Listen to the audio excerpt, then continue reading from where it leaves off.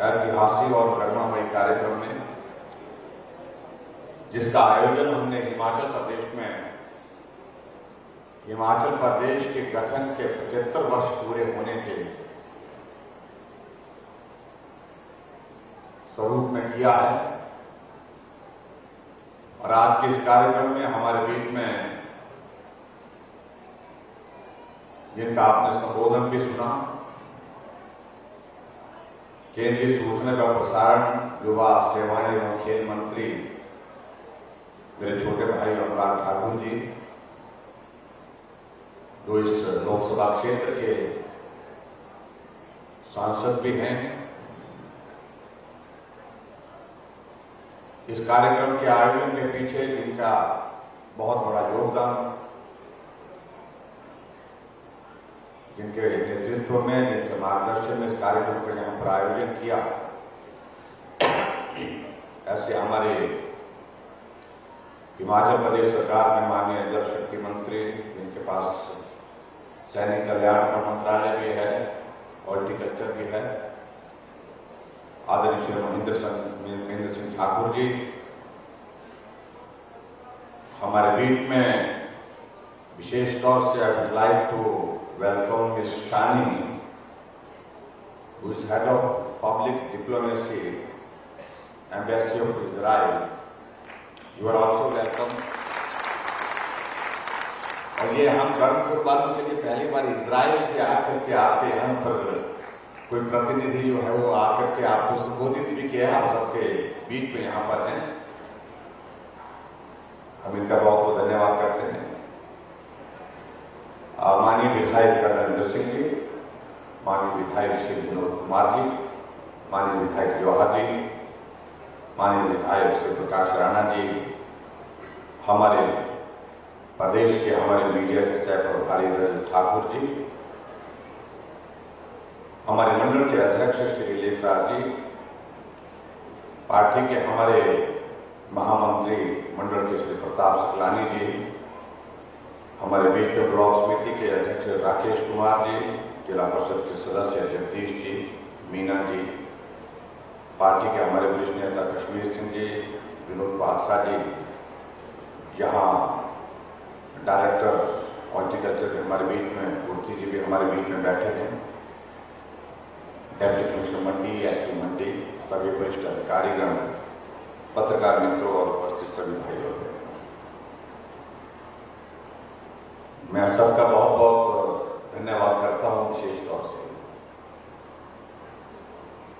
कि इतनी गर्मी के बावजूद भी आप आराम से बैठे। और मैं इस बात को यहाँ जरूर देख रहा था, मैं ठाकुर महेंद्र सिंह जी से भी बात कर रहा था,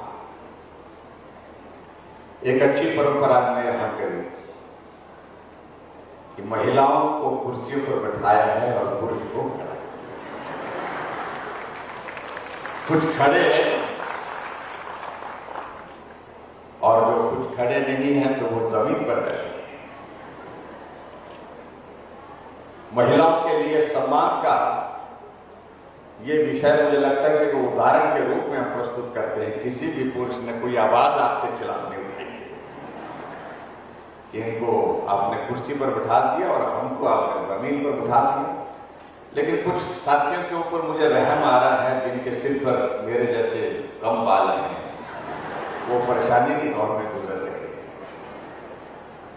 लेकिन क्या करें, ये दौर ऐसा है, झेलना पड़ेगा। मैं मातृशक्ति को प्रणाम करता हूं, सभी भाई बहनों को यहाँ पर प्रणाम करता हूं। आज के इस कार्यक्रम के आयोजन के लिए सफलतम कार्यक्रम, जिसको मैं कह सकता हूं बहुत जोश भरा कार्यक्रम, जमोश भरा कार्यक्रम आप सबने यहाँ पर किया। उसके लिए आप सबको, जो आयोजन के लिए सारे साथी यहाँ पर लगे, उसके लिए मैं प्रशासन के अधिकारियों को भी और पार्टी के साथियों को भी बहुत बहुत बधाई देता हूं। अभी यहाँ आने से पहले हम एक रस्म हमने उद्घाटन और शिलान्यास की है,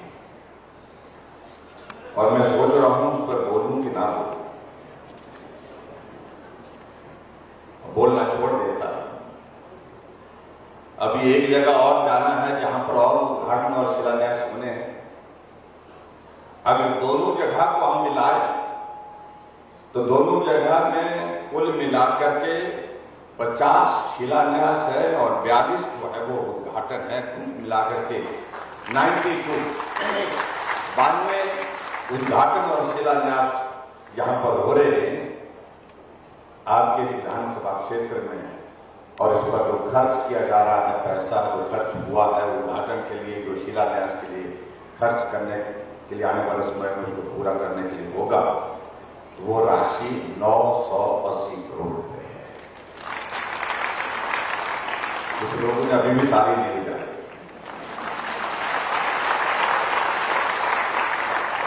इसलिए नहीं बजाई क्योंकि 1000 से 20 करोड़ कम रह गए हैं।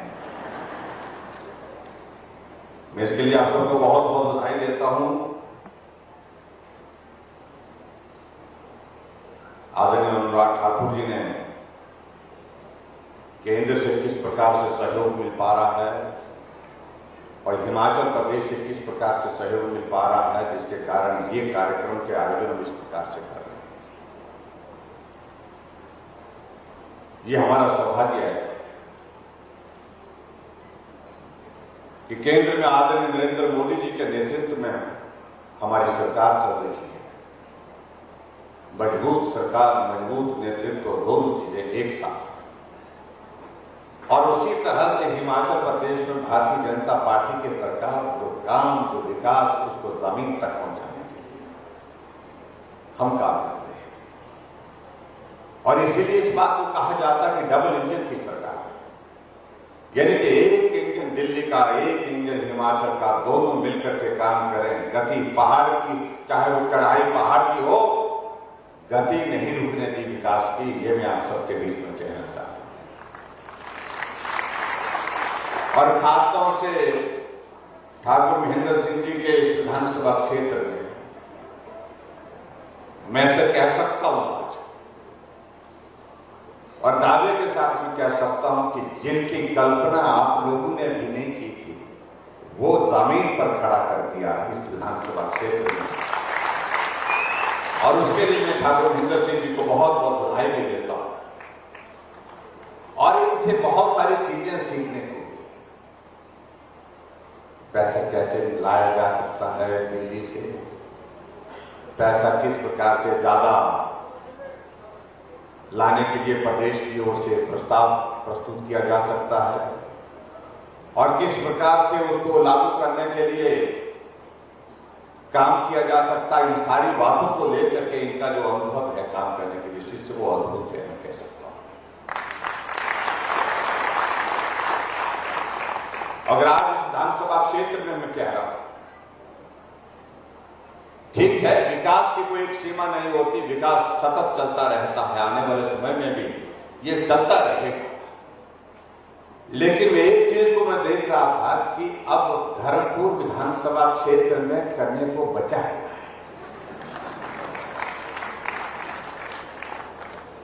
मुझे तो कुछ नहीं दिख रहा है कि कोई बचा है। हर चीज जो कभी सोची भी नहीं थी, वो भी यहां पर हो गई। इसके लिए मैं आप सबको बहुत बहुत बधाई। जहां हिमाचल प्रदेश सरकार की ओर जो आपके इस क्षेत्र के लिए किया जा सकता था, वो हमने करने की कोशिश की।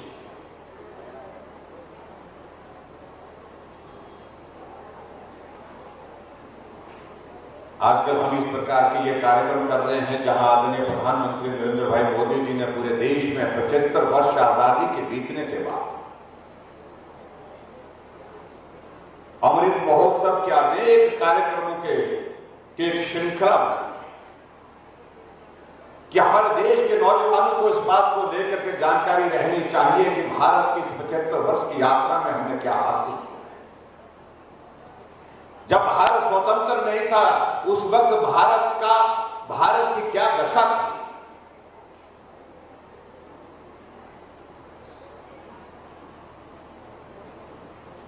अभी 15 अप्रैल का, ये 15 अगस्त का कार्यक्रम था, और 15 अगस्त के इस कार्यक्रम को लेकर के प्रधानमंत्री जी ने पूरे देश के लोगों से एक आग्रह किया कि भारत की स्वतंत्रता के 75 वर्ष पूर्ण हो रहे हैं, आओ हम एक काम करें इस स्वतंत्रता दिवस पर हम एक जगह झंडा न लगाएं, गांव में घर घर झंडा लगाएं, हर घर तिरंगा, घर घर तिरंगा, इस अभियान के साथ हमने का आह्वान किया। और आज भी मैं देख रहा हूं हिमाचल प्रदेश के बहुत सारे इलाके में से जब गुजरता हूं, शहर से गुजरता हूं, गांव से गुजरता हूं, चाहे चाय वाले की छोटी सी टी स्टॉल की दुकान है, चाहे टायर पंक्चर करने वाले की दुकान है, चाहे ढाबे वाले का ढाबा है, चाहे होटल है, रेस्टोरेंट है, चाहे घर है, तो तिरंगा झंडा आज भी दिखाई देता है, हर जगह लगा हुआ, हर जगह। हमारे कुछ मित्रों ने इस पर भी प्रश्न खड़ा करने की कोशिश की, इससे क्या होगा, इससे क्या होगा, ये प्रश्न खड़ा करने का प्रश्न पैदा कहां से हुआ? भाइयों और बहनों, ये सोच बहुत दुर्भाग्यपूर्ण है। अगर भारत की स्वतंत्रता के 75 वर्षों के बाद अगर हमारे देश के यशस्वी प्रधानमंत्री नरेंद्र मोदी जी ने इस बात के लिए आह्वान किया कि आओ हम इस वक्त स्वतंत्र भारत में 75 वर्ष मना रहे हैं स्वतंत्रता के, और इस अवसर पर हम उन लोगों को स्मरण करें जिन्होंने अपने जीवन की कुर्बानी इस देश की दी, जिनके परिश्रम से, जिनके आंदोलन से ये देश आगे बढ़कर के स्वतंत्रता के इस लक्ष्य को हासिल करने में सफल हुआ। और इसलिए जहां तिरंगे झंडे की अगर बात कहते हैं, ये वही तिरंगा झंडा है जिसके लिए आज भी हमारा देश का सैनिक अपने जान की कुर्बानी देने के लिए सीमा पर खड़ा होकर के रक्षा कर रहा है इस देश की। इस पर प्रश्न खड़ा करना ये उचित नहीं है। और इसी प्रकार से भाइयों बहनों, हमारे लिए सौभाग्य की बात है, हमारे लिए सौभाग्य की बात है कि हिमाचल प्रदेश के गठन के भी 75 वर्ष पूरे हुए हैं। जब हम इस बात का जिक्र कर रहे हैं तो हमारे कई मित्र बहुत परेशान हैं, रोजाना खबरें डाल रहे हैं, अखबारों में कह रहे हैं, आजकल मुख्यमंत्री जी जा रहे हैं, बड़े बड़े तंबू लगा रहे हैं। हमने कहा भाई, हमारा तंबू तो दिल्ली में भी लगा हुआ है, हमारा तंबू तो हिमाचल में भी लगा है, ये लंबे समय तक लगा रहेगा। तुम्हारा उखड़ गया तो हम इसमें क्या करें? उनका तंबू देश में भी उखड़ गया और प्रदेश में भी उखड़ गया। हमने ये कार्यक्रमों के आयोजन इसलिए किए हिमाचल प्रदेश में कि हिमाचल की यात्रा के हमारे 75 वर्ष पूर्ण हुए हैं। ये हमारा जिम्मा बनता है कि हिमाचल प्रदेश की इस यात्रा में आप सब भाई बहनों का जो बहुत योगदान रहा है, उसके लिए सार्वजनिक मंच से आप सबका अभिनंदन कर सकूं, आप सबका धन्यवाद कर सकूं। और इस कार्यक्रम के लिए मैं आज आपके बीच में यहां धर्मपुर विधानसभा क्षेत्र में आकर के आप सबका धन्यवाद करने के लिए आया हूं, आप सबका आभार व्यक्त करने के लिए आया हूं। हिमाचल के विकास में आप सबका बहुत महत्वपूर्ण योगदान रहा। योगदान एक मजदूर का भी रहा, एक किसान का भी, एक बागवान का, एक कर्मचारी का भी, डॉक्टर का, एक इंजीनियर का, सबका योगदान। इसलिए हमारे से पहले आपने डॉक्यूमेंट्री देखी, उसमें मुझसे पहले जो 5 मुख्यमंत्री रहे हैं, हमने उनका भी जिक्र किया, उनका भी बहुत महत्वपूर्ण योगदान रहा है। इसलिए मुझे लगता है कि उन मित्रों को, हमारे जो विपक्ष के लोग हैं, उनको परेशानी नहीं होनी चाहिए। लेकिन अगर परेशानी हो रही तो उसका हम कुछ कर भी नहीं सकते भाई। अगर हो रही है तो होने दो। भाइयों बहनों, आप सबके आशीर्वाद से हिमाचल प्रदेश में हमारी सरकार के 5 वर्ष का कार्यकाल पूरा हुआ है और आप सबका बहुत बड़ा योगदान, आप सबका सहयोग मिला। बहुत बड़ा संकट का ये दौर था, ये सामान्य परिस्थितियों का अब की बार का कार्यकाल नहीं था। ये सामान्य परिस्थितियों से हट करके परिस्थितियों का दौर था, लेकिन आप सबका सहयोग मिला, समर्थन मिला, हर कदम पर मिला, तब जाकर के आगे बढ़ने का हौसला मिला। और आज मुझे इस बात की खुशी है कि आज हम हजारों की संख्या में इस कार्यक्रम का हिस्सा बनकर के जहां पर मौजूद हैं। इसकी वजह यह है कि उस संकट, कोविड के संकट से हम बाहर निकल करके आए। और बाहर निकलने की सबसे बड़ी ताकत हमको मिली देश के यशस्वी प्रधानमंत्री नरेंद्र भाई मोदी जी के माध्यम से, उनके आशीर्वाद से पूरे देश के लिए वैक्सीन का प्रावधान करना, वैक्सीन भी बिना पैसे के लगाने का प्रावधान करना। और आज सारे के सारे लोग यहाँ पर डबल डोज वैक्सीन के साथ यहाँ पर बैठे हैं। बहुत सारे लोग बूस्टर डोज भी लगा करके बैठे हैं। हर आदमी की जीवन की सुरक्षा, इस बात को सुनिश्चित करने के लिए देश के यशस्वी प्रधानमंत्री नरेंद्र मोदी जी ने कहा साइंटिस्ट कि वैक्सीन चाहिए। भारत के साइंटिस्ट क्या नहीं कर सकते? 135 करोड़ का ये भारत, क्या हम अपने देश के अंदर वैक्सीन बना करके क्या नहीं कर सकते? वैक्सीन बनी, लेकिन जब लगाने की बात आई तो हमारे बहुत सारे साथियों ने कई तरह की बातें कहने की कोशिश की। मत लगाओ, साइड इफेक्ट हो जाएगा, किडनी फेल हो जाएगी, कुछ ने कहा यादाश्त चले जाएगी। कई तरह की भ्रांतियां फैलाने की कोशिश की ताकि, और इस वैक्सीन को कहने लगे ये मोदी वैक्सीन है, ये भाजपा की वैक्सीन है, यार हम नहीं लगाएंगे। कुछ लोगों ने तो सार्वजनिक मंच पर से कहा, और बाद में वही लोग मास्क पहन करके वैक्सीन सेंटर में पहुंचे, वैक्सीन लगाई, और वैक्सीन लगाने के बाद अगली डोज कब लगेगी ये नर्स से पूछे। ये दुर्भाग्यपूर्ण परिस्थिति आपको बता। लेकिन मुझे इस बात को लेकर के इस संघर्षपूर्ण भरी इस परिस्थिति में हमने हिमाचल प्रदेश में काम करने की कोशिश की।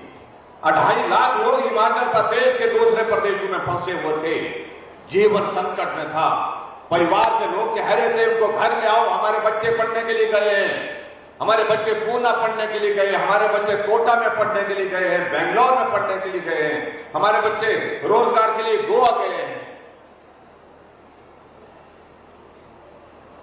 बहुत बड़ा संकट था। और मैं इस बात को मैं जरूर कहना चाह रहा हूं, हमने 2.5 लाख लोगों को, बच्चों को बेंगलोर से, गोवा से, दिल्ली से, मुंबई से, कोटा से, सबको घर तक पहुंचाने में सफलता हासिल की। परिवार का सदस्य सुरक्षित घर पहुंचे तो आनंद की अनुभूति होती है। तो इस तरह से हमने काम करने की कोशिश की। आज हमसे इस बात को लेकर के कई तरह के प्रश्न खड़ा करने की कोशिश करते हैं। कई बार बहुत विचित्र लग रहा आजकल के दिनों में मैं जो देख रहा, पार्टियां, कांग्रेस पार्टी जो लंबे समय तक सत्ता में रही, आजकल उनकी हालत क्या है? घोषणा कर रही है, गारंटी दे रहे हैं, गारंटी। जिसकी अपनी ही गारंटी नहीं है वो गारंटी दे रहे हैं। अभी हाल ही में 5 प्रदेशों में चुनाव हुए, बहुत जोर से कह रहे थे हम आने वाले हैं, हम आ रहे हैं। परिणाम निकला, सब जगह से निकल गए। उत्तर प्रदेश में जहां 400 से ज्यादा सीटें हैं, वहां पर सिर्फ 2 सीटों पर जीत हासिल हुई।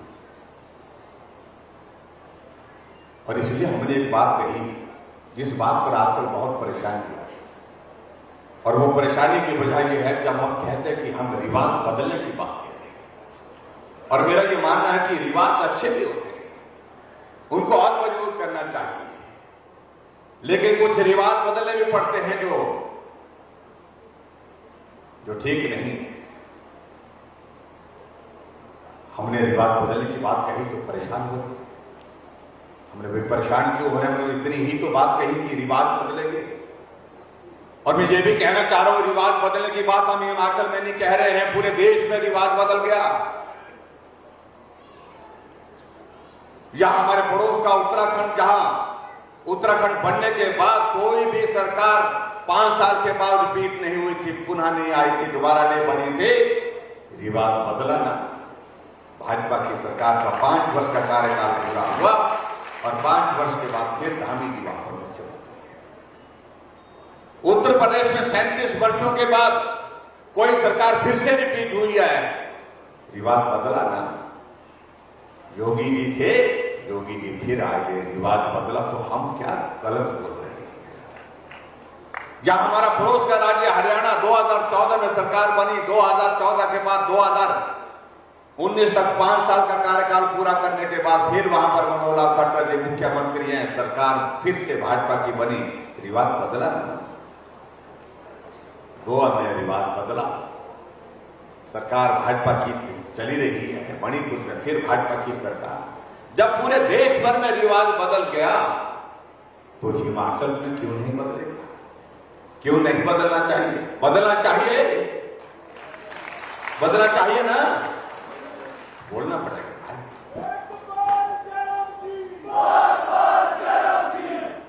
और ये बोल करके भी नहीं होगा, ये खट करके होगा, खटना पड़ेगा। धर्मपुर वाले तो खट रहे हैं, कई सालों से खट रहे हैं। कितने साल हो गए? यहाँ तो 35 साल हो गए। चले हैं तो चले, अड़े हैं तो अड़े हैं, खड़े हैं तो खड़े हैं। अरे एक बार ये दौर पूरे प्रदेश में भी आना चाहिए। खड़े हैं तो खड़े हैं और चले हैं तो चले हैं। इस बात को लेकर के मुझे सिर्फ इतना ही कहना है, मैं कोई लंबी बात नहीं कहना चाह रहा। भाई और बहनों, ये सौभाग्य हमारा इस देश को जिस तरह का नेतृत्व आज की तारीख में नरेंद्र भाई मोदी जी के रूप में मिला है। ये हमारे देवी देवताओं के का आशीर्वाद है। हिमाचल पर तो है ही है, लेकिन पूरे देश पर नहीं कह सकता। ऐसा मजबूत नेतृत्व जो देश को एक दिशा दे करके एक अलग पहचान बनाने में सफल हुए। आज भारत के प्रधानमंत्री भारत तक नहीं, दुनिया के नेता, विश्व नेता की छवि के साथ पूरे विश्व के मानचित्र पर लोगों के मस्तिष्क पर चढ़े हुए हैं। इससे बड़ा सौभाग्य हमारा हो नहीं सकता है। और जहां तक हिमाचल की बात आती है, जहां हिमाचल के काम की बात आती है, हिमाचल देवभूमि के लोगों की बात आती है, तो प्रधानमंत्री जी हिमाचल को अपना घर कहते हैं। अरे हिमाचल, हिमाचल तो मेरा अपना घर है, जहां वर्षों तक मैंने लोगों के बीच में रह करके काम किया। इन 5 वर्षों के कार्यकाल में आने वाले समय में अभी 1 महीने के अंदर प्रधानमंत्री जी के कार्यक्रम बनने वाले हैं। अभी तक प्रधानमंत्री जी 7 बार हिमाचल प्रदेश में आ चुके हैं। 7 बार, 7 टाइम्स। शिमला में आए 8 साल का कार्यकाल पूरा होने में, और जब शिमला के माल रोड पर पहुंचे तो गाड़ी छोड़ करके निकल पड़े माल रोड पर। मैं वर्षों तक यहां घूमता रहा, साथियों के साथ मिलता रहा, और उसके बाद रिज के मैदान से पूरे देश को संबोधित किया। कुछ दिनों के बाद धर्मशाला आना हुआ, धर्मशाला में रुके, रात को ठहरना हुआ। हमारे कांग्रेस के लोग बहुत परेशान होने लगे, हमसे पूछने लगते हैं कि प्रधानमंत्री जी आ रहे हैं। हमने कहा जी आ रहे हैं।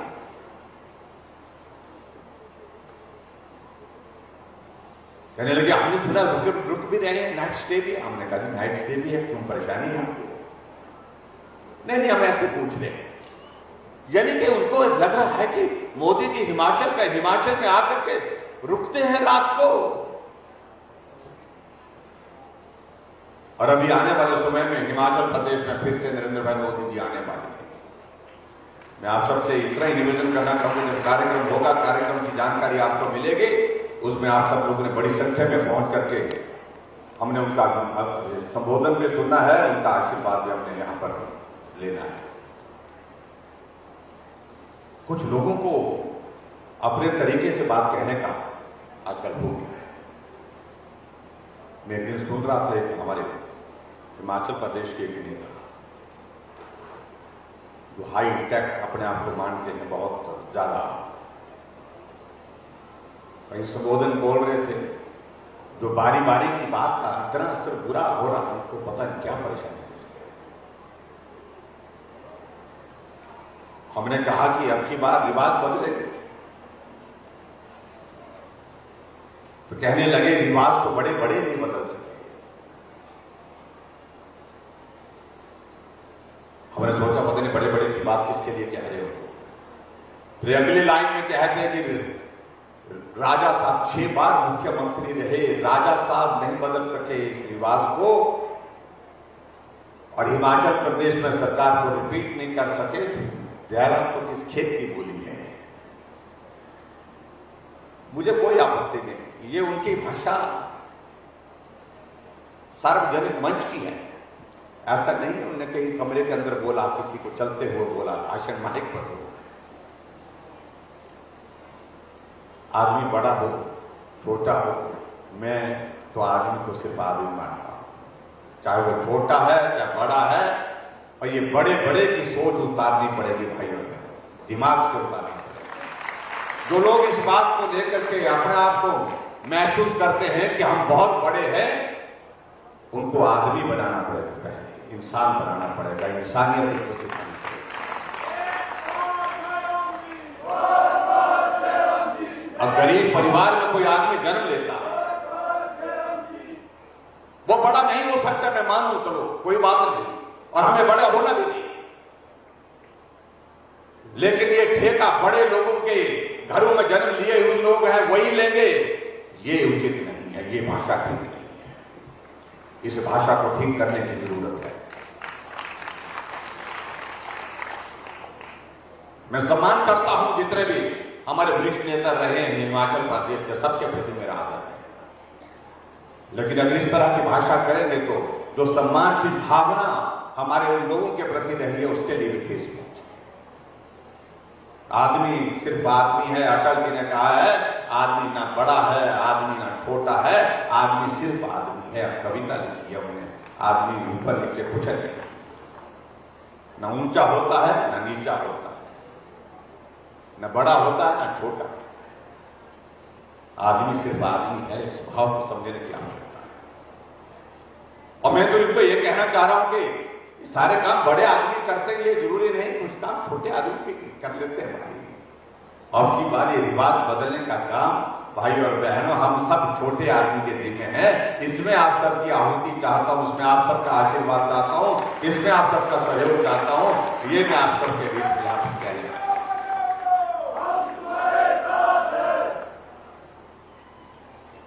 वो 4 लाख लोगों को पेंशन देते थे, हम 7.5 लाख लोगों को पेंशन देते हैं। वो बड़े थे, बहुत बड़े थे, और हम बहुत छोटे हैं, लेकिन हम उनसे दुगने से भी ज्यादा, दुगने के बराबर लोगों को जो है वो पेंशन दे रहे हैं। वो पेंशन पर 400 करोड़ खर्चते थे और हम 1300 करोड़ रुपए हिमाचल प्रदेश में पेंशन पर बुजुर्गों के लिए, जो हमारे भाई बहन हैं उनके लिए खर्च करते। हमने हर घर में गैस का चूल्हा पहुंचाने का काम किया। उज्ज्वला योजना के अंतर्गत हमने 137 गैस के कनेक्शन घर घर में पहुंचाए। कुछ परिवार छूट गए, कुछ रह गए, उन्होंने कहा हमको भी चाहिए, हमने कहा आपको भी देंगे। हमने 3,35,000 गैस के चूल्हे घर घर में पहुंचाए। बड़े लोग नहीं कर पाए, छोटे लोग नहीं करके। गरीब आदमी बीमार होता है, उसका इलाज कैसे हो, सरकार के पास कोई योजना इतने लंबे समय नहीं थी। जो बार बार सत्ता में रहे, कई बार सत्ता में रहे, जिनका वो जिक्र करते हैं, उनको मालूम नहीं हुआ कि गरीब आदमी बीमार होता तो उसके सामने उसके इलाज के लिए कितनी परेशानी होती है। उसकी जिंदगी खत्म हो जाती है, चीख पुकार में खत्म हो जाती है, क्योंकि इलाज खर्च करने की स्थिति में उसके पास पैसे नहीं होते। हमने आदरणीय प्रधानमंत्री जी के आशीर्वाद से आयुष्मान भारत को आगे बढ़ाने के लिए हिमाचल प्रदेश में हिमकेयर की शुरुआत की, और हिमकेयर के माध्यम से अभी तक मुझे इस बात की खुशी है कि 3,10,000 गरीब लोगों का मुफ्त में इलाज करके उनको स्वस्थ करके कर देते। बड़े बड़े लोग नहीं कर पाए, लेकिन छोटे आदमी कई बार ऐसे काम करते हैं। हिमाचल प्रदेश में हमारे बीपीएल परिवार की बेटी शादी हो और उस बेटी की भावनाओं का भी सम्मान हो, उसके माँ बाप की भावनाओं का भी सम्मान हो। हमने उस दृष्टि से एक निर्णय लिया, जिस दिन उस बेटी की शादी होगी हम उसके लिए 31,000 रुपए शगुन सरकार की ओर से देंगे, उसके खाते में जमा करके हमने इस योजना को शुरू किया। और यहाँ माताएं बहनें यहाँ पर बैठी हैं, हमारी माता बहनें काम के लिए निकलती है, घर से बाहर जाती हैं, बाजार जाती हैं, अपने दुकान चलाती हैं, अपना कारोबार करती हैं, अपनी छोटी मोटी नौकरी करती हैं। आने जाने पर किराया ज्यादा खर्च होता है। हमने कहा सरल कैसे निकाला जाए, सरल कैसे किया जाए, रास्ता निकाला। हमने कहा अगर माता बहनें आबादी का 50% है, आधा हिस्सा है, तो माता बहनों से किराया भी हम आधा लेंगे, आधा किराया लेकर अपनी माता बहनों का सम्मान करने की कोशिश। वो बहुत बड़े थे, उनकी समझ में नहीं आया। हिमाचल प्रदेश में हमने कहा कि हम बिजली पैदा करते हैं, हम दूसरे प्रदेशों को बिजली बेचते हैं। पंजाब, हरियाणा, उत्तर प्रदेश, दिल्ली, राजस्थान सभी प्रदेशों को बिजली देते हैं और हिमाचल के लोगों को उसमें क्या हासिल हुआ। हमने तय किया, हमने कहा ऐसा वर्ग जो गरीब है, गरीब के साथ मध्यम वर्ग का, जिसके लिए हम मदद करना चाहते हैं, हमने मुफ्त का जिक्र नहीं किया। हमने कहा एक वर्ग को मदद करना चाहते हैं और हमने अधिकारी को पूछा कि हम बिजली का हमारा सिस्टम क्या है, तो मालूम पड़ा कि अगर गांव में कहीं एक बल्ब भी लगा है, वो जलता है या नहीं जलता है, लेकिन 55 रुपए महीने का उसको देना पड़ता है, क्योंकि 15 रुपए फिक्स चार्जेस मीटर के लगते हैं, 40 रुपए फिक्स चार्जेस सर्विस चार्जेस लगते हैं और 40 और 15 55 रुपए हर महीने के देना पड़ता है। और यहाँ आपके यहाँ धर्मपुर में तो 2 गृह होती नहीं है, 2 गृह होती नहीं है, हमारे होती 2 गृह। 6 महीने 2 गृह में रहते हैं लोग, 6 महीने घर में रहते हैं। अपने जमीन होती है ना, तो घर से दूर जिसको 2 गृह बोलते हैं, जहाँ जाते हैं ऊंचाई पर, पहाड़ पर जाकर के जहाँ जमीन पर काम भी करते हैं और उसके बाद पशुधन भी वहीं ले जाते हैं। और वहां पर तो बल्ब 6 महीने जलता है, 6 महीने के बाद तो जलता नहीं, लेकिन 55 रुपए हर महीने का किराया आता है। ऐसे में हमने कहा एक गरीब आदमी के घर में 3 बल्ब अगर है तो कितना खर्चा आता है, 4 बल्ब है तो कितना आता है, 5 होते हैं, 6 बल्ब होते हैं तो कितना आता है। कहा कि 3 से 4 बल्ब खर्च करने पर, जलने पर 60 यूनिट तक आता है। तो हमने कहा इनके लिए मदद करते। पहले हमने 60 यूनिट के लिए कहा कि 60 यूनिट तक हम किराया लेंगे, लेकिन कुछ लोगों ने कहा कि नहीं, कुछ इससे भी थोड़ा आगे बढ़ना चाहिए। तो हमने कहा 6-7 बल्ब जिस घर में जलते हैं उनका, तो कहा कि 110 से 120 यूनिट वहां पर जलते हैं और उनके बारे में भी सोचना चाहिए। तो हमने तय किया 125 यूनिट बिजली हम हिमाचल प्रदेश में जहां जलेंगे उसका किराया जो है हम 0 किराया। बिल आया होगा आप लोगों को जुलाई महीने का, और बिल आया कितना आया? 0 बिल आया। और कांग्रेस ने कहा कि जयराम ने मुंहखोर की आदत आ गई, मुंहखोरी की आदत आ गई। आगे तो पढ़ेंगे, लेकिन जब आप लोग तगड़ा काम करेंगे। और आखिरकार अभी मैं देख रहा था बड़ा विचित्र, हमें कह रहे हैं कि मुंहखोरी की आदत डाली और अपने आप अभी जाकर के जो है गारंटी दी, 10 गारंटी दी, और 10 गारंटी में से एक ये भी बात कही कि हिमाचल प्रदेश में हमारी सरकार बनेगी तो 300 यूनिट बिजली फ्री देंगे। आएगी ही नहीं तो बोलने में क्या फर्क जाता है। और आने देंगे भी क्यों भाई? सवाल ही पैदा नहीं होता, प्रश्न ही पैदा नहीं होता। वो कह रहे हैं, हमने करके दिखा दिया है। जो किया जा सकता तो भाई और बहनों को हमने करने की कोशिश की है। मैं आपके बीच में यही कहना चाह रहा हूं। और बाकी सारी चीजों को लेकर के यहाँ आदरणीय महेंद्र सिंह ठाकुर जी ने अपने क्षेत्र से संबंधित कुछ मसलों को उठाया है। हम इनके साथ बैठ करके बातचीत कर लेंगे। जो यहाँ जो इनने मिनी सचिवालय में जो धर्मपुर में निम्न अधिकारियों के बैठने की जो बात कही गई है, एसडीएम की बात कही है, विकासखंड अधिकारी की बात कही है, तहसील कल्याण अधिकारी की बात कही है, श्रम निरीक्षक की बात कही है कि 1 सप्ताह के लिए वहां पर व्यवहारिक लगता है। तो ये धर्मपुर के जो है वो अधिकारी जो है वो संदौल में 1 सप्ताह के लिए बैठेंगे। तो इस बात को लेकर के हम जो आदेश करने की बात होगी इसमें हम जारी करेंगे। ये मैं आपके बीच में कहना चाहता हूं। बाकी हमने और बहुत सारी चीजों को लेकर के उसमें डिटेल में दिया, उसमें हम बैठ करके बात कर लेंगे जो भी इसमें करने की चीजें होंगी। एक चीज को लेकर के जो यहाँ पर प्रमुख रूप से इन्होंने जो बात कही गई है, और वो ये बात कही है कि सिविल जज कोर्ट धर्मपुर की जो औपचारिकताओं का एक दौर होता है उसको हमने लगभग पूरा कर दिया है। और मैं आप सबके बीच में इस बात को कह रहा हूं, सिविल जज कोर्ट जो है वो धर्मपुर में बहुत जल्दी हम खोल देंगे ताकि इस प्रक्रिया को हम पूरा कर सकें। और उसी तरह से एक फायर सब स्टेशन के सिलसिले में इन्होंने बात कही धर्मपुर में, तो ये फायर सब स्टेशन भी आपके यहाँ पर खोल दिया जाएगा। 3 हेल्थ सब सेंटर की बात भी इन्होंने कही है, 3 हेल्थ सब सेंटर की बात कही है इन्होंने। फिर में चौकी में छेद गवेला, तो यहाँ पर कहा है।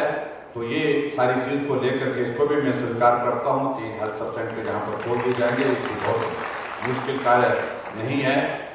और बाकी एक चीज को ले जिसके कारण हम दोनों बहुत परेशान भी रहे, कामगार के जो पंजीकरण हेतु जो श्रमिक कल्याण बोर्ड के लिए जो है उप कार्यालय खोलने की बात खोलने की बात कही गई है। और इस कार्यालय को कहाँ खोलने का है? धर्मपुर नहीं, एक विंग खुलनी है उप कार्यालय कहाँ? अच्छा, तो धर्मपुर में एक विंग जिसकी खोलने की बात है उसको भी हम खोल देंगे। ये मैं आपके बीच में कहना चाहता हूँ। बाकी जहाँ साइंस क्लासेस की बात कही है, इन साइंस क्लासेस को और कॉमर्स क्लासेस को शुरू करने के लिए एक दो जगह हमने बात कही है, वो लिख करके दे देंगे, उसको हम पूरा करेंगे। और अंत में सिर्फ एक ही चीज को लेकर के यहाँ खड़े होकर के कह रहे हैं ये रहे, हम बोल रहे हैं कि बच्चा क्या करने को जाता है, बच्चा ही कुछ नहीं, शोर मचा दिया यहाँ पर। तो ये यहाँ पर कहा गया कि 3 डिवीजन को मिला करके बिजली का सर्किल खोलने की बात कही है, इसको भी आपके यहाँ पर खोल दिया जाएगा। ये भी मैं आपके बीच में कहना चाहता हूँ। बाकी जितनी भी स्कीमें हैं उनको हम बैठ करके हम इसका समाधान निकालेंगे, यही मैं आपके बीच में कहना चाहता हूँ। और आज के इस कार्यक्रम में आप सब बड़ी संख्या में आए, आप सबका बहुत बहुत धन्यवाद। और विशेष तौर से मैं धन्यवाद करना चाहूंगा भाई अनुराग ठाकुर जी का, जिनका केंद्र की ओर से हिमाचल प्रदेश के विकास के लिए विशेष योगदान रहता है, सहयोग रहता है। आपने भी समय निकाला, आपका भी बहुत बहुत धन्यवाद। और आपके साथ मिलकर के जो भी योजनाएं हमारे केंद्र में है, उन सारी योजनाओं को जल्दी से हम पूरा कर सके हिमाचल प्रदेश में, ऐसा हम प्रयत्न करेंगे। आज के इस कार्यक्रम में गजेंद्र सिंह शेखावत जी ने भी जुड़ना था, किसी वजह से वो नहीं जुड़ पाए, लेकिन उन्होंने कहा है कि मेरी ओर से धर्मपुर की जनता को, हिमाचल की जनता को शुभकामनाएं देना, तो उनकी ओर से भी आप सबको बहुत बहुत शुभकामनाएं। एक बार फिर से आप सभी आज के इस कार्यक्रम का हिस्सा बने, आप सबका बहुत बहुत धन्यवाद। आदरणीय अनुराग ठाकुर जी का, ठाकुर महेंद्र सिंह जी का और सभी माननीय विधायकों का भी आभार व्यक्त करते हुए अपनी बात पूरी करता हूँ। बहुत बहुत धन्यवाद। भारत माता की